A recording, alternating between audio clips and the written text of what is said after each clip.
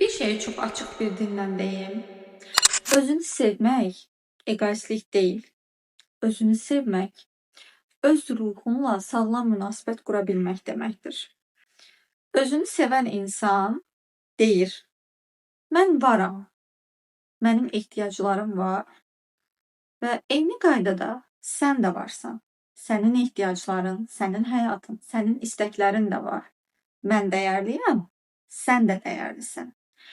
Egoist insan isə deyir, öncə mən varam, sən məndən sonra gəlirsən.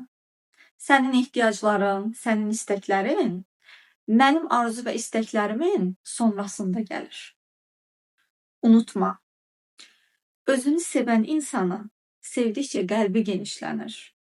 Egoist insanın isə gedərək sevgisi və qəlbi daralır. Əsas sual budur. Sən həqiqətən özünü sevirsən, yoxsa egonla sadəcə özünü qoruyursan?